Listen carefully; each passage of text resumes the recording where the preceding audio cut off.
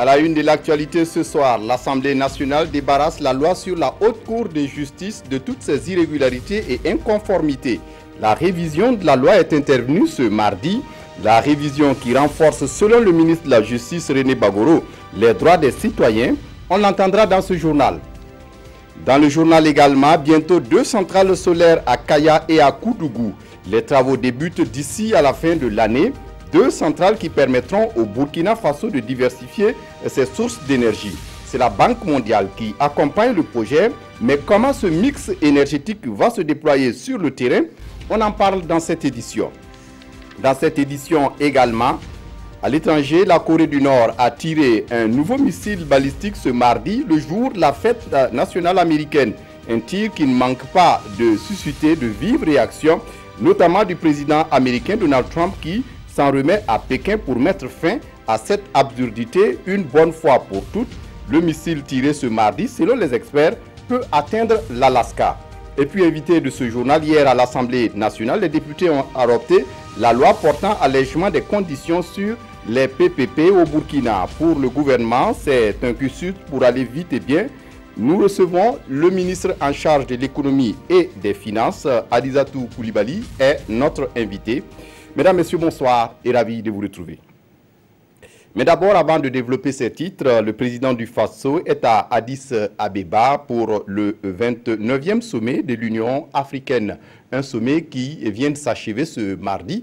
Pendant 48 heures, Roch-Marc Christian Kaboré et ses pairs africains ont discuté de comment tirer profit du dividende démographique en investissant dans la jeunesse africaine. La rencontre propose une gestion holistique des défis de la jeunesse. Lazare Pouya, notre envoyé spécial, reviendra dans les prochaines éditions sur les conclusions de cette rencontre. À l'Assemblée nationale, les députés adoptent une loi modificative sur la Haute Cour de justice et le Code de justice militaire. Des modifications qui consacrent une avancée dans la promotion des droits humains au Burkina. Issa Kawedraogo, Zalissa Sanfo pour les détails.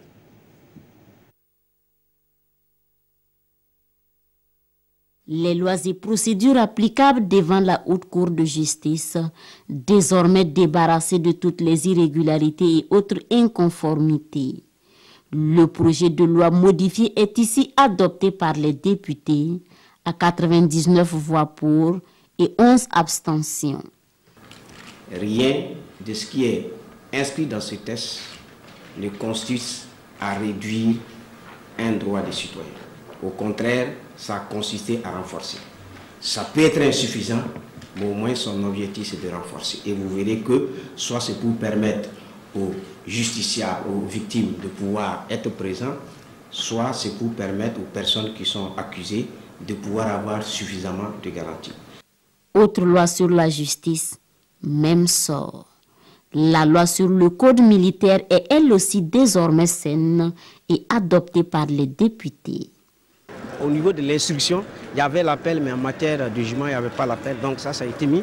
Et par exemple, en décidant d'appeler dorénavant le commissaire du gouvernement procureur militaire, ça correspond mieux à la nature du tribunal militaire qui est une juridiction pénale. La constitution de partie civile, la plainte avec constitution de partie civile qui consiste à permettre à quelqu'un qui pense avoir été victime d'une infraction, lorsque par exemple le procureur militaire refusera de poursuivre, d'aller directement devant le juge d'instruction et qui va permettre d'enclencher la procédure.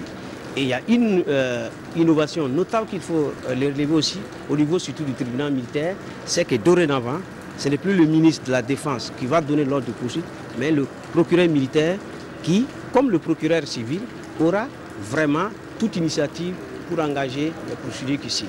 Le vote de ces 2 lois marque la fin de cette session extraordinaire de l'Assemblée nationale, ouverte le 20 juin dernier. Et au total, ce sont 6 projets de loi qui ont été adoptés. Je vous le disais en titre, bientôt une centrale solaire de 20 MW à Koudougou et une autre de 10 MW à Kaya. C'est la Banque mondiale qui va financer ces projets pour le Burkina Faso. Le montant de ces projets avoisine environ 40 milliards de francs CFA. Explication Roger Kam et Draman Guéné. Bientôt une centrale solaire de 20 MW à Koudougou et une autre de 10 MW à Kaya. C'est un projet de 40 milliards de francs CFA de la Banque mondiale et concrétisé ici par cet échange de notes.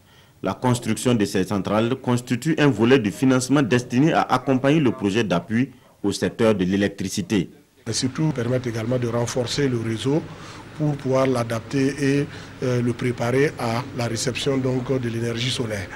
Et ça cette sous-composante va permettre donc de pouvoir renforcer plusieurs lignes à l'envers des villes clés du Burkina, notamment les villes de Kaya et de Koudougou. La construction de ces centrales de Koudougou et de Kaya pourrait démarrer avant la fin de l'année. Pour la Banque mondiale, bras financier du projet, le solaire est une alternative pour le Burkina de diversifier ses sources d'énergie. Nous accompagnons aussi l'objectif du Burkina Faso d'améliorer son mix énergétique.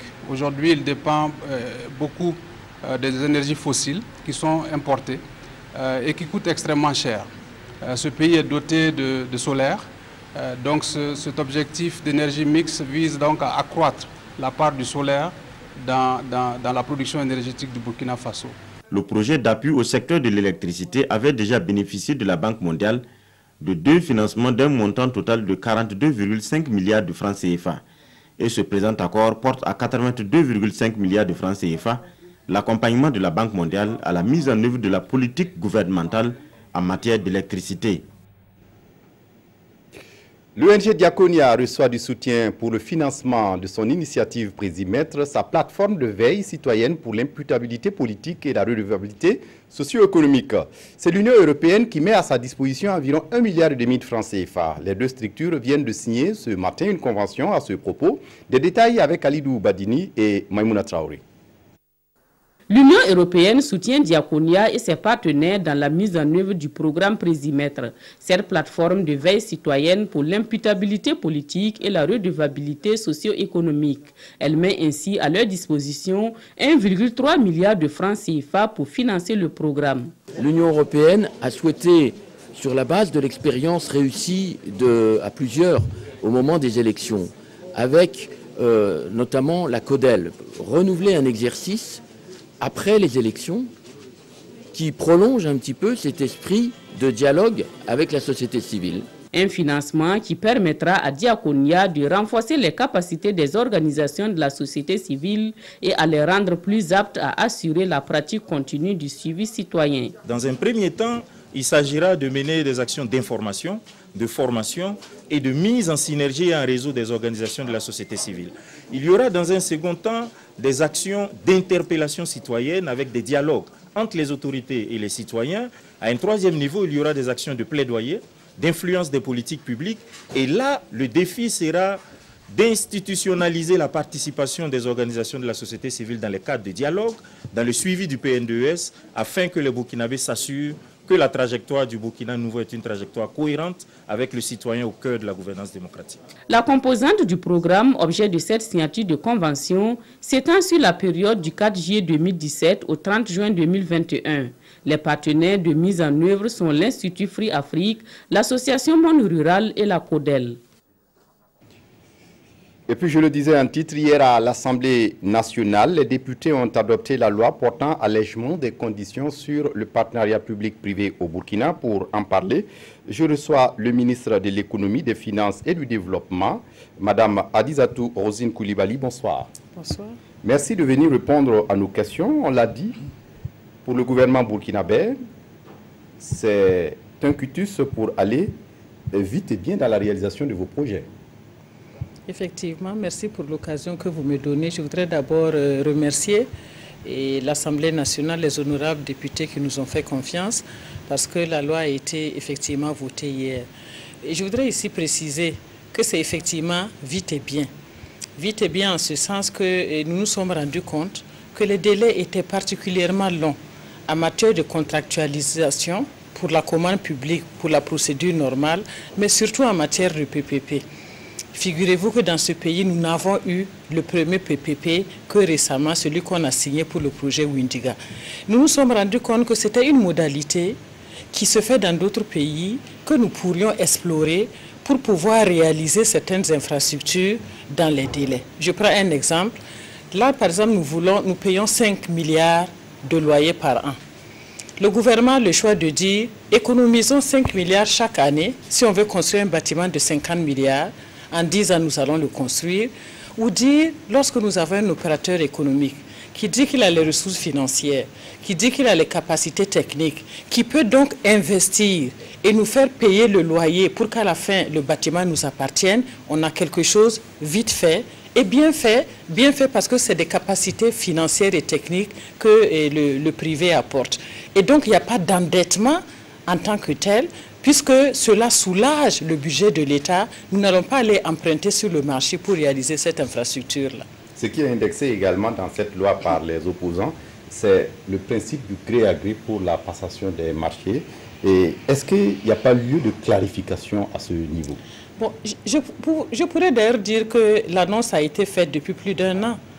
Parce qu'en fait, c'est une annonce faite sur le plan international, c'est posté sur le site de la conférence et c'est connu depuis le 7 et 8 décembre 2016, lorsque nous étions à la conférence de Paris. Donc il y a plus d'1 an en réalité que la liste de ces projets, les 94 projets qu'en fait le gouvernement avait adoptés, cette liste était connue. Et depuis déjà plus d'1 an, nous avons des partenaires qui sont venus à nous, qui ont manifesté leur intérêt pour accompagner le gouvernement. Et donc les ministères sectoriels étaient déjà en dialogue avec ces partenaires-là. Mais il s'est trouvé malheureusement que le dispositif actuel ne nous permettait pas d'aller rapidement pour exécuter ces projets ou programmes. Donc il ne s'agit pas simplement d'aller rentrer dans un contrat dans lequel le gouvernement ne va pas gagner au bout de l'opération, parce que nous prenons le soin de faire une évaluation a priori du montant estimatif du coût du projet, et c'est à partir de là que nous commençons le dialogue avec le partenaire concerné. Oui, et il y a également que quelles sont les garanties que vous apportez aux sceptiques quant à une diligence et une meilleure exécution de ces projets PPP? D'aucuns estiment qu'à la fin de l'exploitation, on pourrait nous laisser souvent une facture salée. Est-ce que c'est votre avis? Bon, ce n'est pas mon avis, bien sûr, sinon je ne serais pas allé présenter ce projet de loi à l'Assemblée nationale. En fait, je pense qu'il y a 2 garanties majeures qu'on peut donner. La première garantie, c'est déjà a priori. Avant déjà de contractualiser, qu'est-ce que nous prenons comme garde-fou?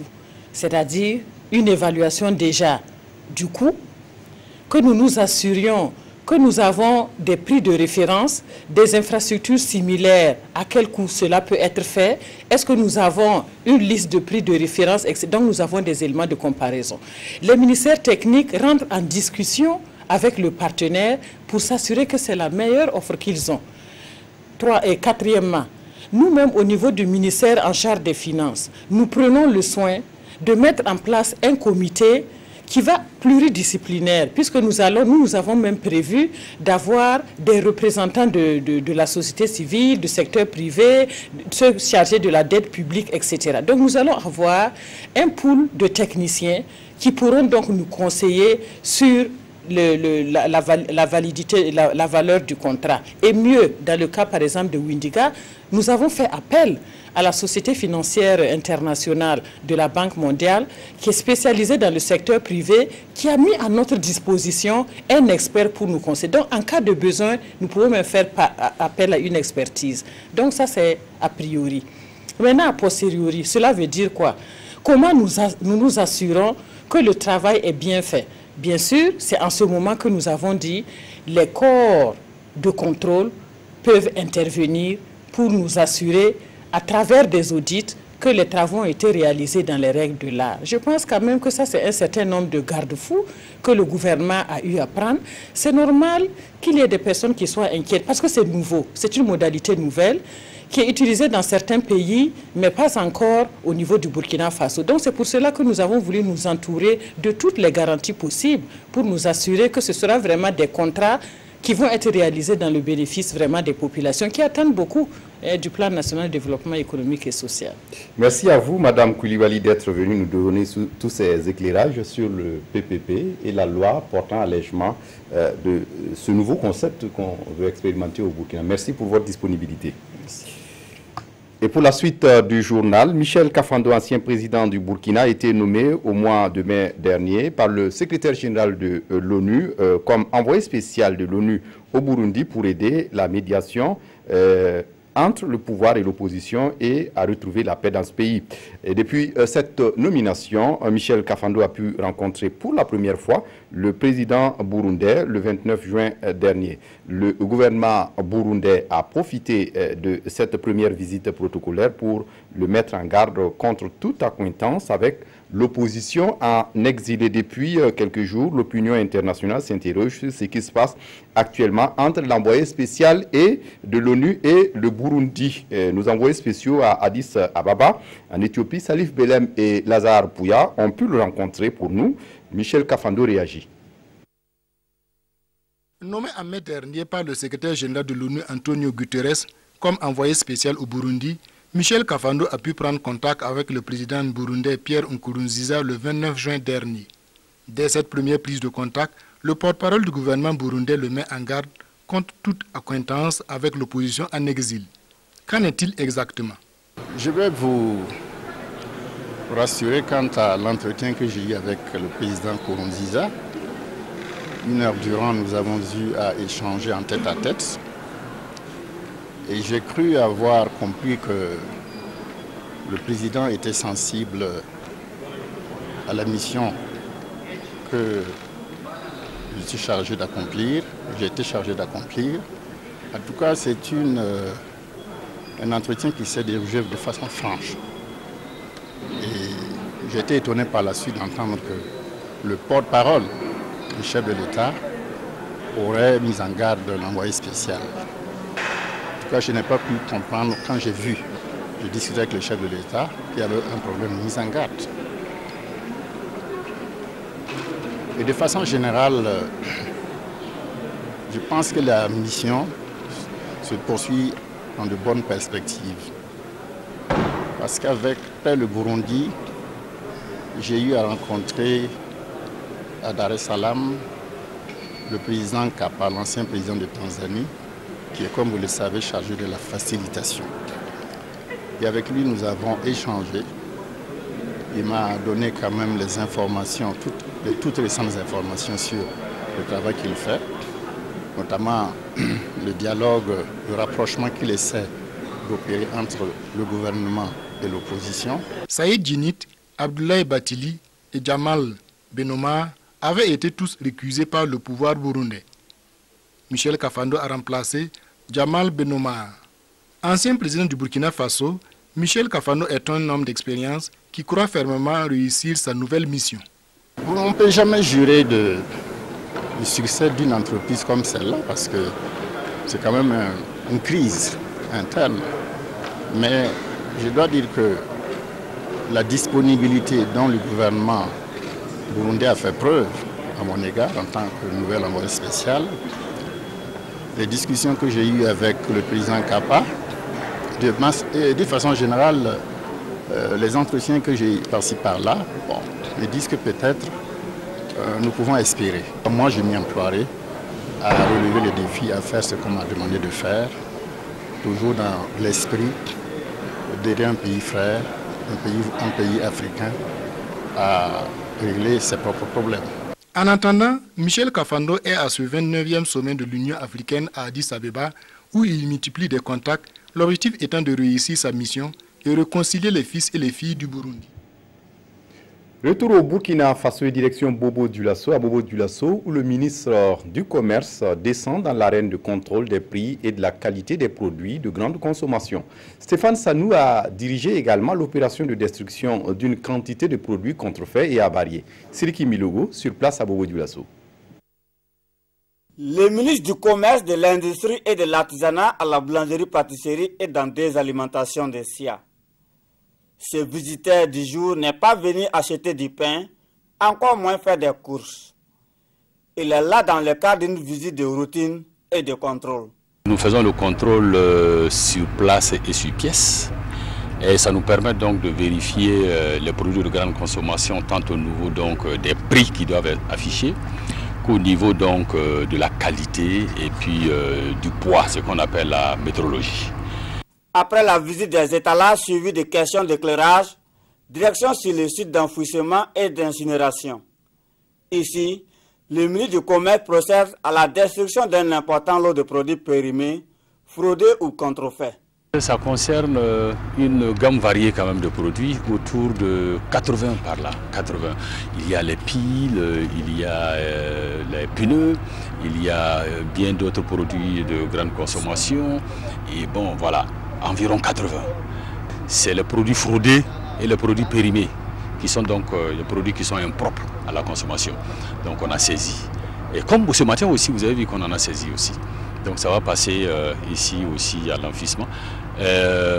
Pour dire que c'est sans valeur. Cette opération de destruction et de contrôle des prix et qualité des produits se mène par le ministère du Commerce et les services du contrôle économique et de la répression des fraudes.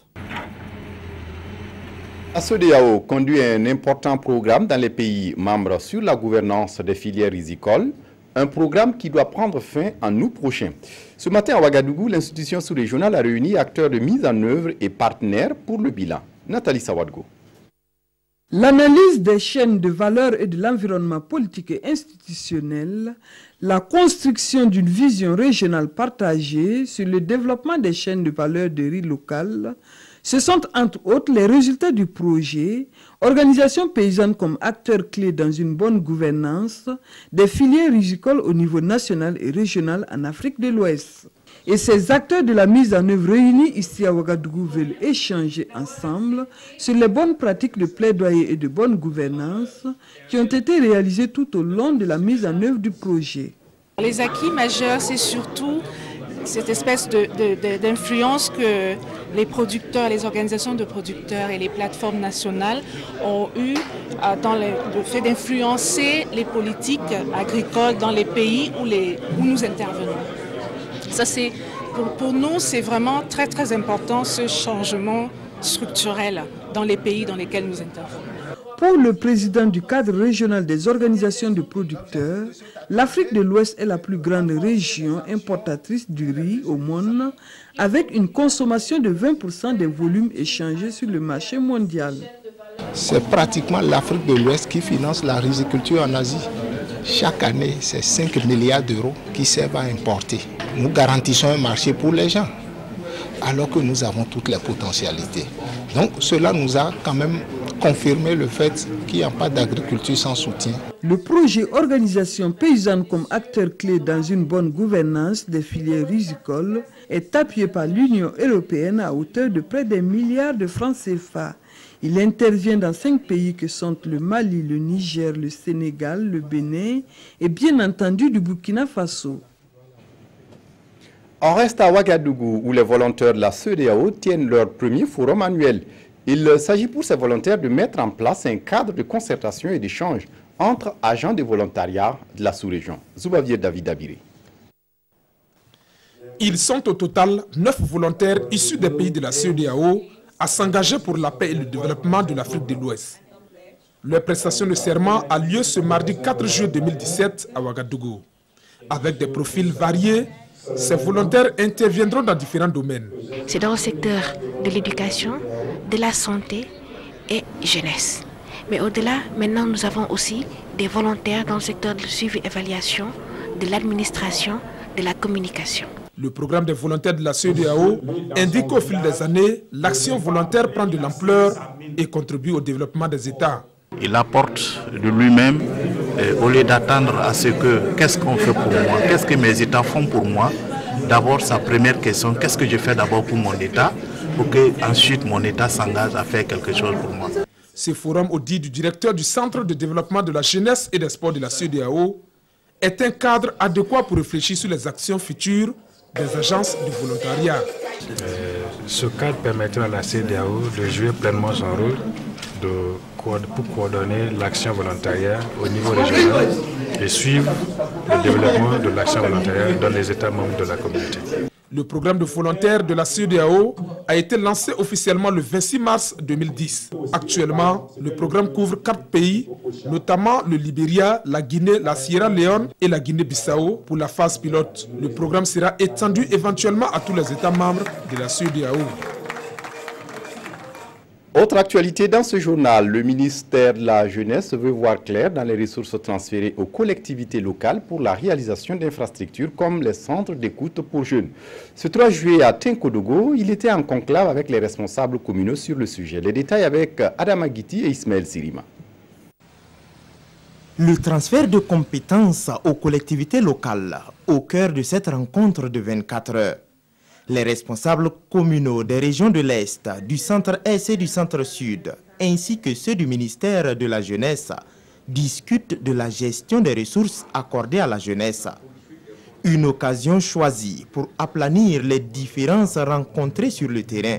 Il y a souvent des maires ou des premiers responsables qui ne savent pas à quoi est-ce que sont destinées ces ressources financières qui sont transférées.